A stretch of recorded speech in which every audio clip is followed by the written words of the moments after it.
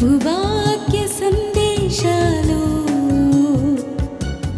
సమాధానపరచు సందేశాలు పరమునకు చేర్చే సందేశాలు ఇవి ఒలీవా సందేశాలు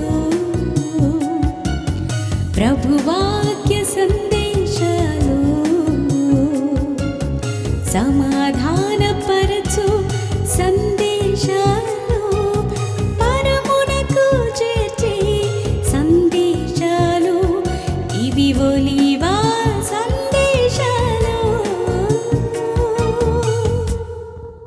ఆ యవోసు అంటాడు, నువ్వు బ్రతికినంత కాలం నీ ఎదుట ఎవరు నిలబడినన్నామో నేను మోసకు తోడున్న ప్రకారం నువ్వు నీకు తోడే ఉంటానన్నావు. ఈ ప్రజలను ఆ యొక్క స్థలానికి నేను సురక్షితంగా చేర్చేంత వరకు నీకు తోడుగా ఉంటానన్నావు. ఏమైంది? ఐపురములో ఓడిపోయామే, 36 మంది ప్రజలు చనిపోయారే, ఎక్కడ ఉన్నావు నువ్వు? ప్రభువా సహాయం చేయి ప్రభువా. నీకు ప్రార్థన కాదు, ప్రార్థన ఎలా చేయాలి? నువ్వు ఇచ్చిన వాగ్దానం ఏమైంది?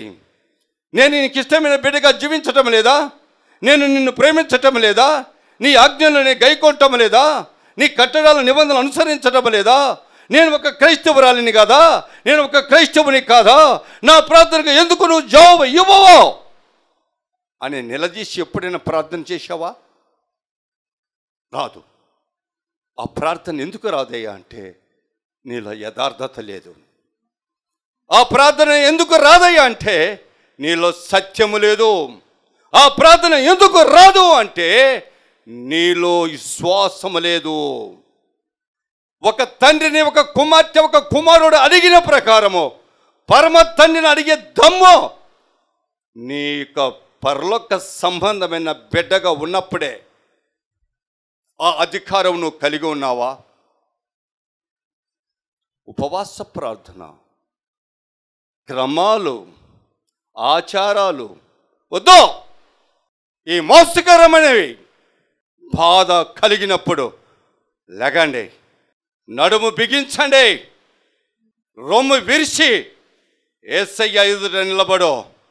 నువ్వు నా కొరకే కదా మరణించావు, నువ్వు నా కొరకే కదా బలియాగమయ్యావు, నువ్వు నా కొరకే కదా నీ పరిశుద్ధ రక్తాన్ని చిందించావు, నీ యవన రక్తాన్ని చిందించి నా కొరకే కదా. మనకి ఈరోజు నాకు ఆపద వచ్చింది, నాకు కష్టం వచ్చింది, నాకు బాధ వచ్చింది, తప్పించు, నువ్వు రక్షకుడువు కదా అని ఎప్పుడైనా అడిగావా? లేదు, అడగలేము. ఎందుకంటే ఈ శక్తి మనలో లేదు, ఈ ఆత్మీయ జీవితం మనలో లేదు. మనం ఎలా పొందుతాం? ఆలోచించండి నా ప్రియ సహోదరి సహోదరుడా. యేసయ్య అంటాడు, యోహాను సువార్త 15వ అధ్యాయం 7వ వచనం, నా యందు మీరును మీ యందు నా మాటలు. ఏముందమ్మా? ఏముంది? నా యందు మీరును అంటే అర్థం ఏంటి? అర్థమైంది. లోకాన్ని విడిచి, లోకాశలు విడిచి, సమస్తమును దుర్నీతిని విడిచి, నీ పాపాలన్నీ విడిచి దేవుని యందు నువ్వు ఉంటే నిలిచి, అప్పుడు దేవుని మాటలు నీ యందు నిలిచి ఉంటాయి. చప్పట్లు కొట్టి దేవుని మహిమపరచండి. Praise lord. మనము మాట్లాడుతున్నామంటే మనం ప్రకటిస్తున్నామా కానీ లేదా మనం వింటున్నా కానీ మనకు ఒకే ఒక ప్రశ్న, మనము దేవుని బిడ్డగా ఉన్నామా? దేవుడు కోరుకున్న ప్రకారం మన జీవితం ఉన్నదా? మనము జవాబు రావడానికి మనము ఆయనలాగా ఉన్నామా? ఆయన మాటలు మన హృదయంలో నిలిచి ఉన్నాయా?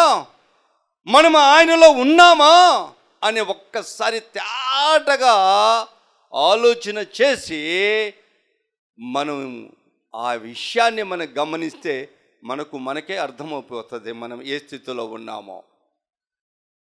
మన ప్రార్థనకు ఎందుకు జవాబు రావటం లేదో మనకి ఇట్టే అర్థమైపోతుంది. ఆయన అంటాడు, నా యందు మీరును మీ యందు నా మాటలు ఉన్న ఎడల ఏది మీకు ఇష్టమో అది అడుగుడు, నేను మీకు అనుగ్రహిస్తాను అంటాడు. దేవుని నామానికి మహిమ కలుగును. చప్పట్లు దేవుని మహిమపరచండి దేవుని.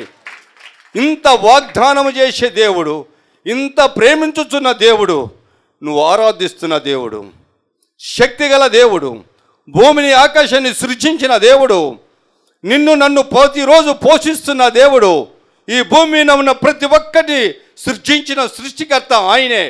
ఆయన మాటకు లోబడతాయి యావత్తు సృష్టి. ఆయన మాటకు సముద్రం లోబడుతుంది, ఆయన మాటకు పొంగులు లోబడతాయి, తుఫాను ఆగిపోతుంది, గాలి ఆగిపోతుంది. మనుషులు ఒక్కడే ఆగంది, మనుషులు ఒక్కడే మారంది, మానవులు ఒక్కడే దేవునికి వ్యతిరేకంగా నడిచేది.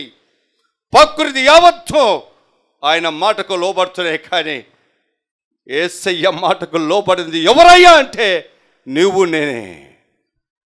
ఆయన ప్రకారం జీవించకపోవడానికి కారణమో లోకాశలో, లోక సంబంధమైన క్రియల చేత. మనం సంపాదన గురించి ఆలోచన చేస్తాం, మనం ఆస్తి సంపాదించుకోవడానికి మనం ఆలోచన చేస్తాం. కానీ దేవుని మాట మీద మనము ఆలోచన చేయం. దేవుని యొక్క మాటకు లోబడి జీవించే స్థితి మనము ఆలోచన చేయం. ఇదే తేడా. అందుకే అంటున్నాడు ఆ యొక్క సర్వశక్తి గల దేవుడు అంటున్నాడు. చూడు ఏమని ప్రార్థన చేస్తున్నాడు ఆయన. యెహోషువ ఏమని ప్రార్థన చేస్తున్నాడు చదువు మళ్ళీ ఒక్కసారి. 6, 7, 8, 9 వచనాలు చదవండి. యెహోషువ బట్టలు చింపుకొని తానును ఇశ్రాయేలు పెద్దలను సాయంకాలం వరకు యెహోవా మందసం ఎదుట నేల మీద ముఖములు మోపుకొని తమ తలల మీద ధూళి పోసుకొనుచు అయ్యో ప్రభువా యెహోవా మమ్మను నశింప చేయునట్లు మోరియుల చేతికి మమ్ములను అప్పగించుటకు ఈ జనులను ఈ యోర్దాను నదిని ఎందుకు దాటి ప్రశ్న వేస్తున్నాడు. ఎవరికి ప్రశ్న వేస్తున్నాడమ్మా? దేవునికి. ఎందుకు వేస్తున్నాడు? ఆయన ఇచ్చిన వాగ్దానాన్ని బట్టి. అవునా? నీ ఎదుట ఎవడు నిలవడన్నాడా? మోషకు తోడే ఉన్నట్టు నీకు నేను తోడే ఉంటానన్నాడా? మరి ఏమయ్యావు? ఎందుకు నన్ను దాటి ఇచ్చావు? ఈ అమోరీల చేత మమ్మల్ని సంపించటానికా? మా ప్రజలను సంపించటానికా? ఎందుకు దాటి ఇచ్చావు?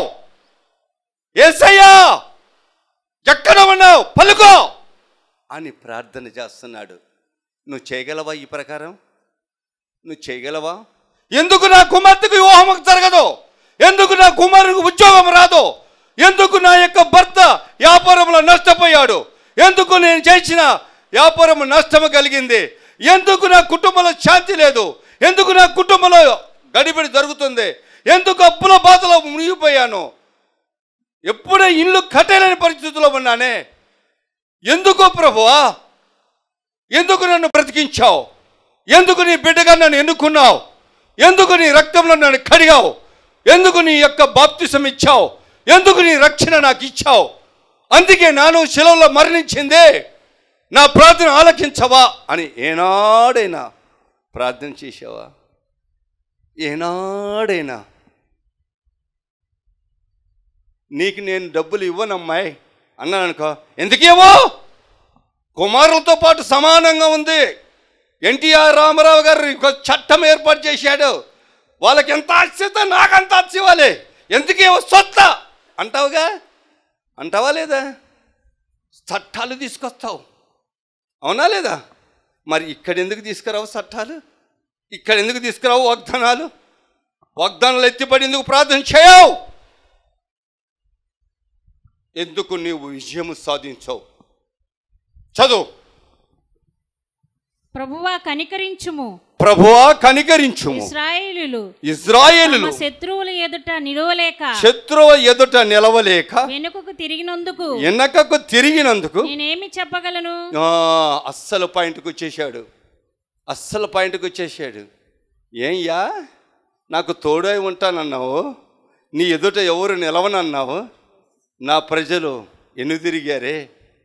ఆయుపురమై ఉన్న ఎదుట ఉన్నటువంటి ఆ ఆయుపురం జనాన్ని జయించలేక వారి చేతుల్లో ఓడిపోయి పారిపోయి వచ్చారే. 36 మంది ఓడిపోయారే. వారి ఓడిపోయారని తక్కిన వారు వచ్చి మా మీద యుద్ధం చేస్తే వాళ్ళకి ఏమి సమాధానం చెప్పాలి? ఎందుకో మీరు క్రైస్తవులు కదా, యేసు ప్రభువును అంగీకరించారు కదా, మీ ఇంట్లో ఎందుకు శాంతి లేదని అడిగితే మేము ఏం చెప్పాలి? ఎందుకు నీ కుమార్తెగా వివాహం జరగటం లేదంటే ఏం చెప్పాలి? నీ కుమారుని ఎందుకు ఉద్యోగం రావటం లేదు అంటే ఏం చెప్పాలి? ఎందుకు మీరు ఇల్లు కట్టలేకపోతున్నారు అంటే ఏమి చెప్పాలి? ఎందుకు మీ వ్యాపారంలో ఎందుకు నష్టం కలిగిందంటే ఏం చెప్పాలి? మీ పొలంలో ఎందుకు పంట లేదంటే ఏమి చెప్పాలి? ఎందుకు తెగులు వచ్చిందంటే ఏమి చెప్పాలి? మా ఇంట్లో ఎందుకు రోగాలు వస్తున్నాయంటే మేము ఏమి చెప్పాలి? ప్రభువా, నీ కాపుదల మాకు ఎందుకు లేదు? వారికి ఏమి సమాధానం చెప్పాలి? మా ఇరుగు పొరుగు వారికి అన్యులకు మేము ఏమి సమాధానం చెప్పాలి ప్రభు అని ఏనాడైనా ప్రార్థన చేసావా? ఏనాడైనా నీ గురించి, నీ కుటుంబాన్ని గురించి, నీ బిడ్డల గురించి, నీ కుటుంబ సమస్యల గురించి నిలదీసి యేసయ్యని అడిగావా? అడగలే. ఎందుకంటే ఈ పద్ధతులు మనకు తెలియవు, ఈ ఆచారాలు మనకు తెలియవు.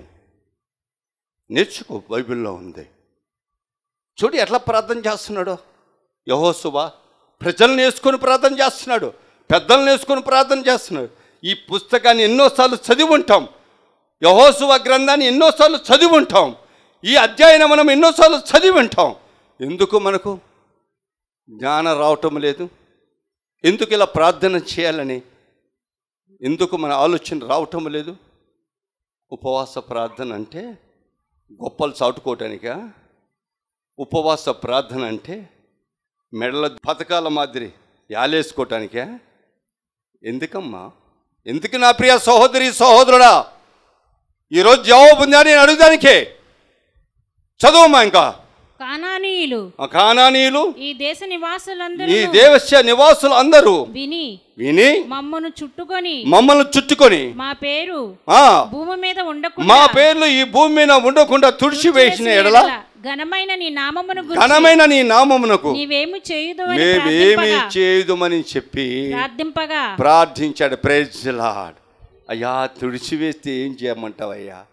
ఈ అమోరీయులు, ఈ మోయాబులు, ఈ యొక్క ప్రజలందరికీ నేను ఏమి జవాబు చెప్పగలనయ్యా? నీ దేవుడు ఏమయ్యాడంటే నేను ఏం చెప్పలేను ప్రభువా. మా పేర్లు తుడిచివేస్తే మేమేం చెప్పగలము ప్రభువా అని ఆయన ప్రార్థన చేస్తున్నాడు. ఈ ప్రార్థన నేర్చుకోండి నా ప్రియ సహోదరి సహోదరా. నీ జీవితానికి ఉపయోగపడుతుంది, మీ బ్రతుకులను మారుస్తుంది, నీ కుటుంబ పరిస్థితిని మారుస్తుంది. యెహోషువ చేసిన ప్రార్థన నేర్చుకోండి నా ప్రియ సహోదరి సహోదరా. ఆయన మాట్లాడతాడు.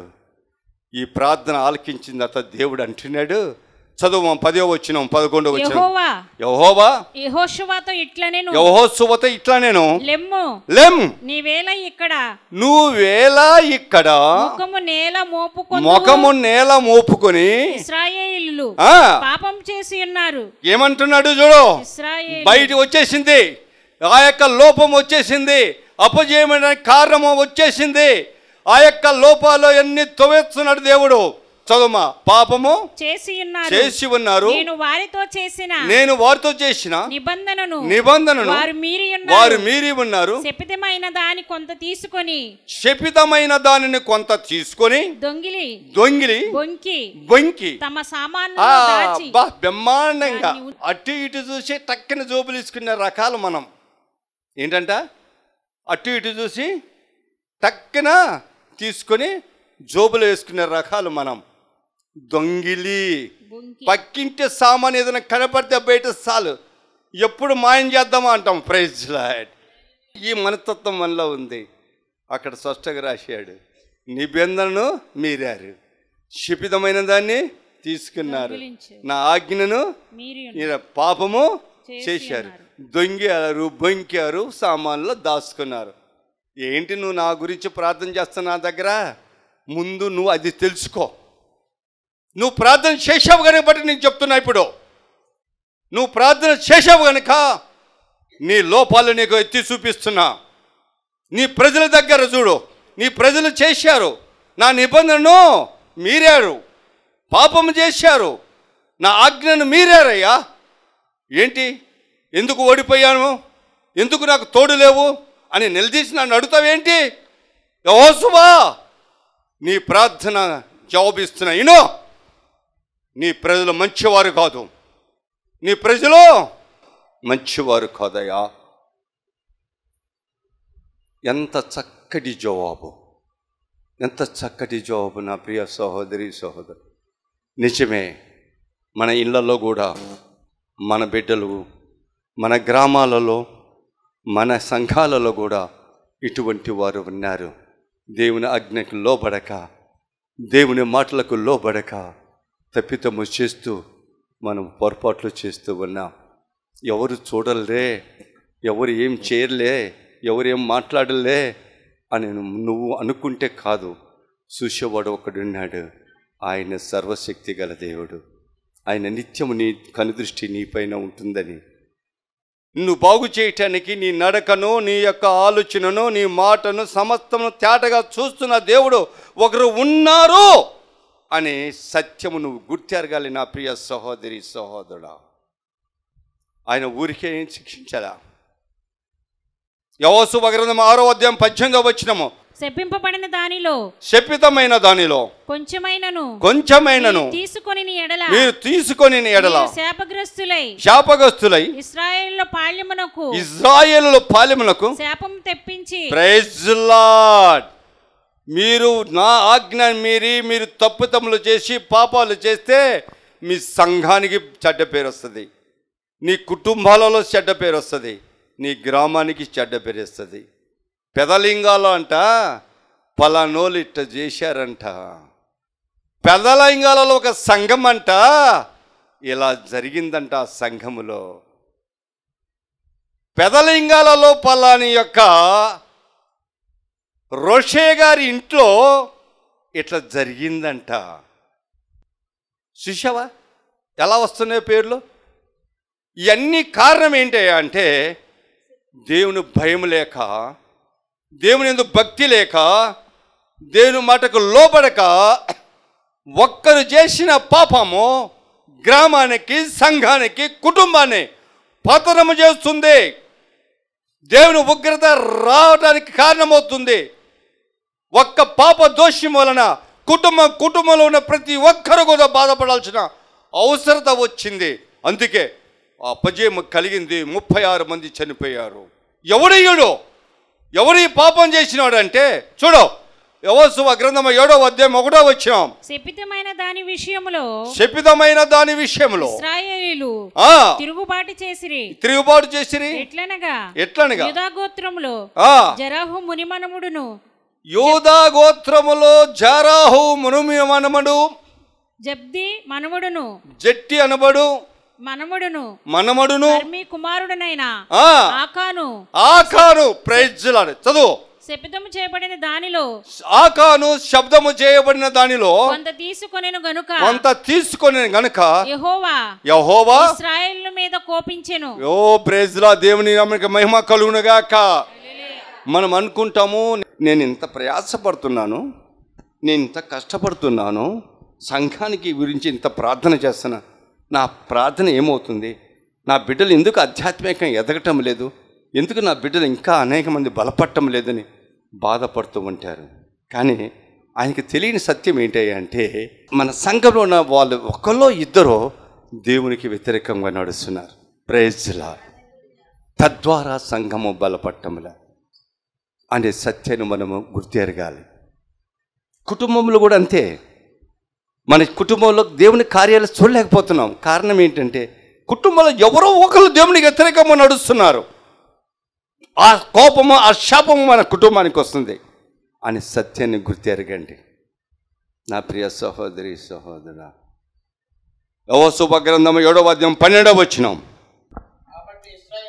కాబట్టి ఇశ్రాయేలులు శాపగ్రస్తులై తమ శత్రుల ఎదుట నిలవలేక తమ శత్రుల ఎదుట ఎన్నుకు తిరిగిరి. శాపగ్రస్తులైన వారు మీ మధ్యన ఉండకుండా మీరు వారిని నిర్మూలన చేయండి. దేవుని నామానికి మహిమ కలుగును గాక. Praise Lord. అస్సలు విషయం తోడే, అప్పుడు నేను మీకు తోడై ఉంటాను. ఎప్పుడు? నిర్మూలం చేసినప్పుడు. ఏమి నిర్మూలము? శాపగ్రస్తుడైన ఆకానును వాని కుటుంబాన్ని నిర్మూలన చేసినప్పుడు, ఆ వస్తువులను తీసివేసినప్పుడు నేను మిమ్మల్ని మరలా తోడై ఉంటాను, తిరిగి ఆయుపరుమును జయించగల శక్తిని ఇస్తాను అంటున్నాడు. Praise Lord. నిజమే నా ప్రియ సహోదరు. నేను కొత్తగా వచ్చినప్పుడు దేవుళ్ళలోనికి నాలో అన్నీ ఒక్కొక్కటి నేను శాతలేని కాటికి నన్ను వదిలేసుకుంటూ వచ్చా. కానీ సిగరెట్ వ్యసనం నాలో నుంచి పోలే. ఏం పోలేదమ్మా? సిగరెట్ వ్యసనం. రోజుకు 2 పెట్టెలన్నారా అంటే 25 సిగరెట్లు కాలుస్తా. 15 గంటలు అంటే ఉదయం 6 గంటల నుంచి రాత్రి 10 గంటల లోపు పండుకుండే లోపు నేను 25 సిగరెట్లు కాలుస్తా. Praise lord. అంటే పెట్టే వచ్చి అప్పుడు 10 రూపాయలు అంటే 25 రూపాయలు నష్టపడతా. ఆ విధంగా కాల్చేవాడిని. ఒకరోజు ఒక పాస్టర్ గారు వచ్చి మధ్యాహ్న కాల సమయంలో ఇక్కడ మీ ఆఫీస్కి ఎదురుగానే మున్సిపాలిటీ ఆఫీసులో మున్సిపాలిటీ యొక్క క్వార్టర్స్లో కూడిక జరుగుతుంది రా అన్నారు. సరేలే భోజనం టైము వస్తాను అని చెప్పి భోజనం టైం అక్కడికి వెళ్ళారు. అక్కడ ఆయన వాక్యం చెప్పడం ప్రారంభించాడు. నేను కూర్చొని వింటున్నప్పుడు అబ్రహాము తవ్వినటువంటి బావిలో ఉన్న పూడికను ఇస్సాకు మరల తోడు తీసేస్తున్నాడు, మంచినీళ్ళు పడుతున్నాయి. ఆ వాక్యము ఆయన చెప్తున్నప్పుడు నేను వింటున్నాను. అప్పుడు ఒక మెల్లని స్వరం నా వినపడుతుంది, నీవు నీ పూడికను తీసుకురాదా అని. నేను టక్కన అటు ఇటు చూసా, ఎవరు లేరు. ఏంటి అన్న? అదే సిగరెట్ పూడికను అంటున్నాడు. Praise Lord. ఎప్పుడు ఆ మాట నేనన్నా అంటే నా బావి ఇది, నా హృదయము నా బావిగా దేవుడు మలిచి, నా బావి అంటే నా హృదయములో సిగరెట్టు కాల్చినటువంటి పొగ పూడిక ఉంది. ఆ యొక్క ఇన్స్పెక్షన్ అంటే పొగ వలన కలిగినటువంటిది ఉంది, అది తీసేసుకోమంటాడు. Praise lord. ప్రార్థన అయిపోయిన తర్వాత నేను నిలిచి నేను అన్నాను, నేను 3 దినాలు ఉపవాస ప్రార్థన చేయాలనుకుంటున్నాను, నాకు ఎవరైనా మీరు సహకరిస్తారా అన్న. అంటే పద్మావతి గారు వాళ్ళ తల్లి గారు ఇద్దరు అన్నారు, మేము సహకరిస్తాం అయ్య గారు అన్నారు. ఓకే మంచిదన్న. వారు ఇరువురు కూడా గురునాథయ్య గారి చర్చికి సంబంధించిన వాళ్ళు. నాకు గురునాథన్న గారితో కొద్దిగా పరిచయం. అంతకుముందే ఉపవాస ప్రార్థనలో ఉన్నాను ఆ చర్చిలో, నాకు కొద్దిగా పరిచయం ఉంది కాబట్టి నేను విజయవాడ నుంచి వచ్చేవాడిని ఇక్కడికి డ్యూటీకి. అప్పుడు వెంటనే గురునాథం గారి దగ్గరికి వెళ్ళి, అయ్యగారు నేను 3 రోజులు ఉపవాస ప్రార్థన ఉండాలనుకుంటున్నాను, మీ సంఘ బిడ్డలైన పలానోళ్ళు వాళ్ళిద్దరూ తల్లి కూతురు నాకు సహాయం చేస్తానన్నారు, మీరు నాకు పర్మిషన్ ఇవ్వండి అన్న. పర్మిషన్ ఇస్తున్నానా? ఉండు అన్న. ఎందుకు అన్నాడు, సిగరెట్ వ్యసనం నుంచి నేను విడుదల పొందడానికి ఉపవాస ప్రార్థన చేయాలనుకున్నాను. మొట్టమొదటి ఉపవాస ప్రార్థన నా జీవితంలో మొట్టమొదటి ఉపవాస ప్రార్థన 3 దినాలు ప్రారంభమైంది. ఆ సమయంలో మన సత్యం విజయ్ కుమార్ గారు నాకు అక్కడ పరిచయం. అప్పుడే నాకు పరిచయం అయ్యారు, అక్కడే నాకైనా తెలుసు. Praise lord. ఆ మందిరంలో ఈయన కూడా ఉన్నాడు. గురునాథం గారు మొదటి రోజు ప్రారంభించి ఎర్లీ మార్నింగ్ 9 గంటలకు ప్రారంభించాము. 10 గంటలకు టీ ఇచ్చాడు. నేను 8:30కి సిగరెట్ కాల్చా. బాగా శుభ్రంగా 2 సిగరెట్లు కాల్చి అంట ఇక మళ్ళీ నాకు 3 రోజుల దాకా సిగరెట్ కాల్చే అవకాశం వస్తుందో రాదని కాల్చి ముఖం కడుక్కొని పక్కలు చూసి వచ్చేసాం మందిరానికి. ప్రార్థన చేయటం ప్రారంభించాం. ఉదయం ఒక టీ ఇచ్చేవాడు 10 గంటలకి, మంచినీళ్ళు తాగమంటాడు. సాయంత్రం 5 గంటలు అయ్యగానే టక్కన బెల్లు కొట్టినట్టు లేచి వెళ్ళిపెట్టాడు. ప్రార్థన నుంచి వెళ్ళి స్నానం చేయండి అంటాడు. స్నానం చేసి వచ్చిన తర్వాత ఒక టీ ఇచ్చేటవాడు, ప్రార్థన చేసుకోండి రాత్రి అంతా అంటాడు. Praise Lord. అట్టా 3 దినాలు కఠినంగా ఆయన వాక్యం చెప్పటం, మమ్మల్ని బలపరుస్తాం, ప్రార్థనలో నడపటం చేశాడు. 3వ దినము మధ్యాహ్న కాల సమయంలో నన్ను ప్రతిరోజు ఉదయం సాయంత్రం అడిగేవాడు, ఏనా దేవుడు ఏమైనా దర్శనం చూపించాడా? లేదు అంకులు. దేవుడు దర్శనం చూపిస్తాడు, మర్చిపోగాక నాకు చెప్పు అంటాడు. అలాగే అంకులు అంటోని. Praise lord.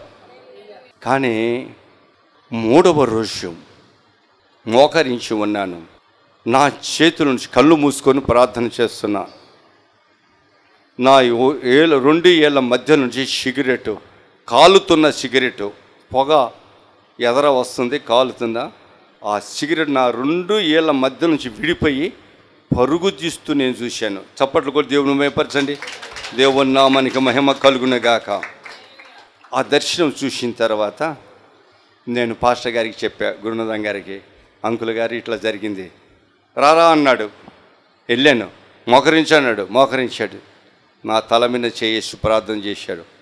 పో, ఇక సిగరెట్ నేను నుంచి దూరం అయిపోయింది, దేవుడు దూరం చేశాడు, ఇంకా నువ్వు సిగరెట్ కాల్చవన్నాడు. దేవుని నామానికి మహిమ కలుగునుగాక. నిజమే నా ప్రియ సహోదరి సహోదరా, దేవుని ప్రభావం నాలోనికి వచ్చింది, దేవుని యొక్క శక్తి నాలోనికి వచ్చింది. ఆ రోజు మొదలుకొని, ఆ గడియ మొదలుకొని నేటి వరకు సిగరెట్ జోలికి వెళ్ళా. చప్పట్లుగా దేవుని మహిమపరచండి. ఆ సిగరెట్ వ్యసనం నుంచి నేను దూరమయ్యాను. ఉపవాస ప్రార్థన అది జయించటానికి చేయాలి ప్రార్థన. ఆ 3 రోజులు ప్రార్థన చేస్తుంటే నేను చేసినటువంటి వంకరు పనులు, నేను చేసినట్టు పాపపు పనులు, నేను చేసినప్పుడు పాప మాటలు శిరమారీలు తిరిగే నా కళ్ళ ముందు ఒక్కొక్కటి నా పక్కన ఉన్నటువంటి సహోదరి పద్మావతి అన్నది, అంకులు నీకు ఏది కనపడితే అది ఒప్పేసుకో పాపము అన్నాడు. అలాగే నమ్మా అన్న, ఏది కనపడితే అది ఒప్పేసుకుంటూ వెళ్ళిపోయా. Praise lord. ఆ లాస్ట్కి దేవుడు నన్ను క్షమించాడు.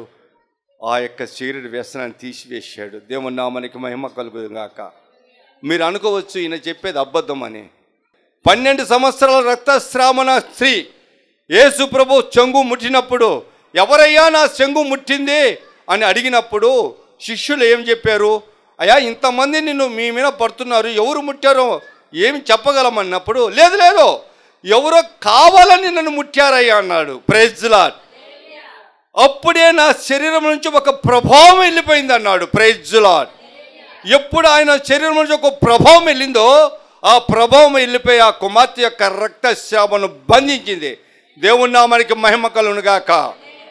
ఆ ప్రభావం నాలోనికి వచ్చింది, నా సిగరెట్ వ్యసనాన్ని తీసివేసింది. నీవు ఆ స్థితిలో ఉంటే, నీ వ్యసనంలో ఉంటే, నీ బాధలో శోధనలు జయించాలంటే దేవుని ప్రభావం నీలోనికి రావాలి. దేవుని ప్రభావం నీలోనికి రావాలంటే నువ్వు పాప క్షమాపణ ప్రార్థన చేయాలి, పశ్చాత్తాప ప్రార్థన చేయాలి. ఆచార ప్రార్థన వద్దు, క్రమ ప్రార్థన వద్దు, గొప్పల ప్రార్థనలు వద్దు. ఉపవాస ప్రార్థన అంటే ఉపవాస ప్రార్థనే. అలా చెయ్యి, నాలాగా విజయం పొందు. నా జీవితంలో అనేక విజయాలు పొందాను. నేను ఈరోజు యథార్థంగా దేవుని నామములో సాక్ష్యం చెప్తున్నానంటే నా దేవుడు నాకు ఇచ్చిన బలం, నా దేవుడు నాకు ఇచ్చిన శక్తిని నేను ప్రకటిస్తున్నాను. ఆయన నామములో సాక్ష్యం చెప్తున్నాను. ఇదే నా యొక్క బలం. ఈ ఉపవాస ప్రార్థనలో మీరు విన్న వాక్యం విన్న ఆ యొక్క ఆయుపురమును తిరిగి జయించడానికి యెహోషువకు శక్తినిచ్చాడు. ఆయుపురమును జయించాడు, ఆ ప్రజలను కానాని ప్రాంతానికి చేర్చాడు.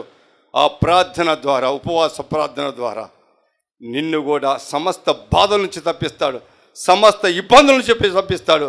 దేవుడు మీకు తోడై ఉంటాడు, మిమ్మల్ని ఆ యొక్క స్థలానికి చేర్చడానికి సిద్ధంగా ఉంటాడు. అన్ని విషయాల్లో మీకు విజయము అనుగ్రహింపబడునుగాక. దేవుడు మిమ్మల్ని దీవించి ఆశీర్వదించునుగాక. అవకాశం ఇచ్చిన విజయ్ కుమార్ గారికి, వారి కుటుంబ సభ్యులకు, శ్రద్ధగా ఆలకించిన మీ అందరికీ కూడా మరొక్కసారి నా ప్రభు, నా రక్షకుడు నజరేయుడైన యేసు నామములో ప్రత్యేక వందనాలు తెలియజేస్తూ షలౌ. Praise lord. మహాపరిశుద్ధుడును మహోన్నతుడును మా ప్రియ పరలోకపు తండ్రి, నీ నామానికి వందనాలు, స్తుతులు, స్తోత్రములు చెల్లించుకుంటున్నాం ప్రభువా. ఇంతవరకు నీ దాసుని నిలవబెట్టుకొని తండ్రి ప్రభువా, యెహోషువ నాయన ఏ రకముగా అయితే తండ్రి ప్రభువా నీ యందు ఆనుకొని నాయన ఆ యొక్క గోలును ప్రభువా ఛేదించి తండ్రి ప్రభువా నాయన నీ యందు ప్రభువా బలపడి నాయన జనాంగాన్ని, ఇశ్రాయేలు జనాంగాన్ని ప్రభువా రక్షించిన రీతిని బట్టి నీకు వందనాలు, స్తుతులు, స్తోత్రములు చెల్లించుకుంటున్నాం ప్రభువా. ఇదిగో తండ్రి ప్రభువా, సమస్తమును కూడా ఒక ప్రార్థన ద్వారానే జరిగింది ప్రభువా. ఇదిగో తండ్రి నీకు మహిమ కలుగునట్లుగా నాయనా నేను ఆరాధిస్తున్న బిడ్డలందరినీ కూడా మీరు జ్ఞాపకం చేసుకోనండి తండ్రి ప్రభువా. ఈ యొక్క ప్రాంతంలో తండ్రి నాయన యొక్క మందిరంలో ఏ బిడ్డ ఏ సమస్యతో అయితే వచ్చి ఉన్నదో ప్రభువా నాయన ఈ యొక్క ఉపవాస ప్రార్థనలో పాల్గొన్న ప్రతి బిడ్డను కూడా మీరు దీవించండి, ఆశీర్వదించండి ప్రభువా నాయన. ఇదిగో తండ్రి ఈ ప్రాంతానికి వచ్చి ప్రభువా నాయన మళ్ళీ తిరిగి వెళ్ళే సమయంలో ఆ యొక్క సమస్య నుంచి విడుదల మీరు ప్రకటించమని వేడుకుంటున్నాం. సహాయాన్ని దయచేయండి ప్రభువా. ఇదిగో తండ్రి ప్రభువా నాయనా కొలిక్కిరాని సమస్యలు ఇదిగో తండ్రి ప్రభువా కుటుంబాలలో బిడ్డల ద్వారా కానీ భర్త ద్వారా కానివ్వండి ప్రభువా నాయన సమస్యకు పరిష్కారం లేని నాయన పరిస్థితిలో కుటుంబాలు ఉంటుండగా ప్రభువా నాయన ఈ యొక్క ఉపవాస ప్రార్థనలో తండ్రి పాల్గొన్న ప్రతి బిడ్డని కూడా మీరు నాయన ప్రత్యేకంగా దర్శించి ప్రభువా నాయన ఆ యొక్క కుటుంబాల్లో ఉన్న సమస్యలను మీరు తీర్చమని వేడుకుంటున్నాం. సహాయాన్ని దయచేయమని వచ్చిన బిడ్డలను కూడా మీరు దీవించి ఆశీర్వదించమని సంఘ కాపరి ప్రభువా సత్యమయ్య గారిని కూడా మీరు దీవించి ఆశీర్వదించండి. వృద్ధాప్యంలో ఉంటుండగా వారు చేస్తున్న పరిచయం మీరు దీవించి ఆశీర్వదించండి. వారికి కావాల్సిన ఆరోగ్యాన్ని కృపలో మీరు దయచేయండి. సేవకురాలను మీరు జ్ఞాపకం చేసుకోనండి ప్రభువా. ఒకరినొకరు పురుగొల్పుకుని ప్రభు నీకు పరిచయకు ముందుకు వెలుచుండగా ప్రభు వారికి కావలసినటువంటి ప్రభు ధైర్యాన్ని మీరు దయచేయండి. కావలసినటువంటి ప్రభు అవసరతలని కృపలో మీరు తీర్చమని నజరుడైన యేసు నామములో అడిగి వేడుకొంచున్నాం తండ్రి. మన తండ్రి అయిన దేవుని ప్రేమ, కుమారుడైనటువంటి యేసుక్రీస్తు వారి కృప, పరిశుద్ధాత్మని సహవాసము కూడిన మనకును ఈ లోకన సకల పరిశుద్ధులకును అలాగే దైవజన్య కుటుంబానికి వారి పరిచర్యకు ఇప్పుడు ఎల్లప్పుడూ సదాకాలం తోడే నడిపించునుగాక. ఆమేన్. అందరికి వందనాలు.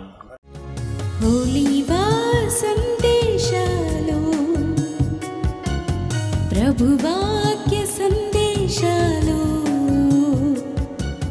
సమాధానపరచు సందేశాలు పరమునకు చేర్చే సందేశాలు ఇవి ఒలీవా సందేశాలు. ప్రభువాక్య సందేశాలు సమాధానపరచు సందేశాలు పరమునకు చేర్చే సందేశాలు ఇవి ఒలీవా